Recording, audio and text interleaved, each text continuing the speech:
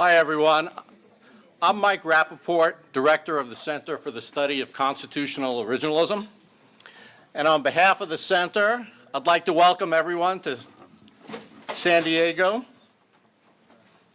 and USD for the 7th annual Hugh and Hazel Foundation Originalism Works in Progress Conference. We're once again extremely pleased to see the turnout for this conference, both in terms of the quality and the quantity of attendees. For the first time, we actually had to turn away some people who wanted to come here on their own dime and fly to the conference. Each year at the beginning of the conference, I try to briefly review the most important developments within originalism for the past year. And sadly, this year the most important event is clear, I think, the passing of Justice Antonin Scalia.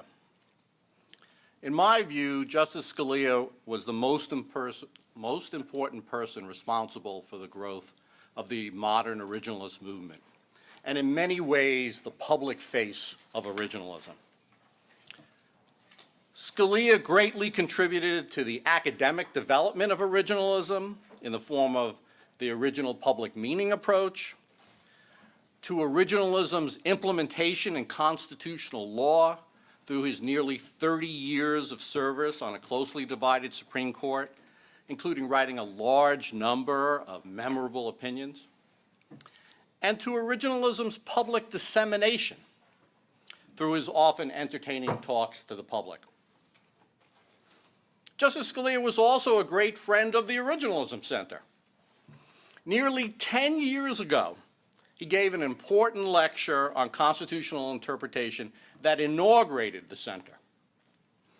And some years after that, the Justice gave another important talk at USD to over 500 people on originalist approaches in recent Supreme Court cases. Justice Scalia's passing raises the question whether originalism will continue to maintain its influence in the future. Or to put the point differently, whether and to what extent the movement he did so much to promote is bigger than a single person or a single justice. This is, I think, a complicated matter, raising interesting questions about the relationship between Supreme Court decision-making and academic theories. The answer may also depend in part on who replaces Justice Scalia. But in my view, I think there are strong reasons to believe that originalism will maintain its influence even after the passing of Justice Scalia. Originalism has been growing in importance over time. Today, originalism is the dominant view of constitutional interpretation of people on the right, of conservatives, and to a large extent libertarians. And on the left, originalism has significantly grown in importance, with an influential minority of scholars and commentators defending various versions of it. Academically, there are no indications of the growth of originalism slowing down. As the papers accepted for this conference, I think, indicate, new theories of originalism continue to be developed. And there are a vast number of clauses that are ripe for historical research about their original meaning. Finally, originalism also has the benefit of not merely being defended by sophisticated theories, but also of appealing to a deep and widely held intuition about the law, that the meaning of a written law is its meaning at the time of its enactment. While Justice Scalia's passing is clearly the most important event of the past year, I cannot ignore another significant development within originalism: the extraordinary series of opinions written by Justice Thomas concerning administrative law in 2015. In 6 opinions, Justice Thomas applied originalist reasoning to question the constitutionality of important administrative law doctrines, including the lenient non-delegation doctrine, Chevron, and Auer deference. In the past, Justice Thomas's opinions have both reflected academic originalist work and spurred it, and I would not be surprised to see more work in these areas as well, especially given the fact that there's so much political controversy about these matters. Let me then turn to the papers accepted for the conference. They differ, I think, somewhat from previous years. First, they're dominated by papers on constitutional theory. 5 of the 7 papers are devoted to that subject, much more than in previous years. These papers suggest just how lively and exciting I think the subject of constitutional theory is these days. There are new applications of traditional theories of law to originalism, natural law and positivism. There are further developments of some relatively recent theories, the new originalism and original methods, and there is even a limited defense of a limited form of originalism from a critic of originalism.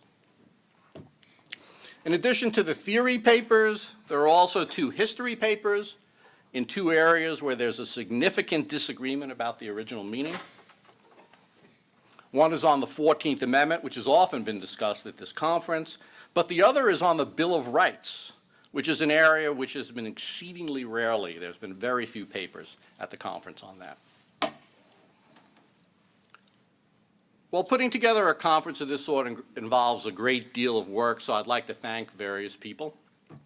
As always, I want to thank first Mike Ramsey.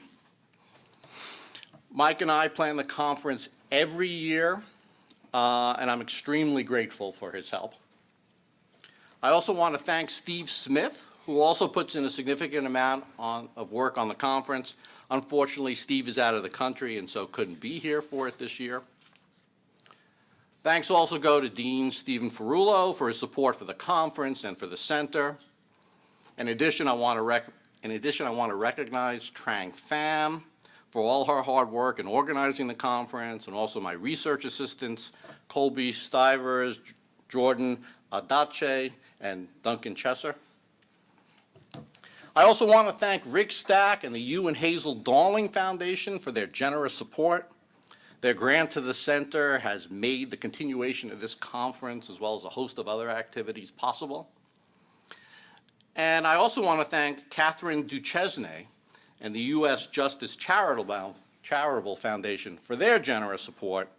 Their grant has also contributed greatly to the center and its ability to hold this conference. Let me now say a few words about administrative matters concerning the conference. The papers are going to work as follows. First, the paper presenter will have 10 minutes to summarize their paper. The commentator will then have approximately 10 minutes to give their comments. And then the presenter will then have 2 to 3 minutes to respond. We'll then open it up for discussion with a cue kept by the moderator.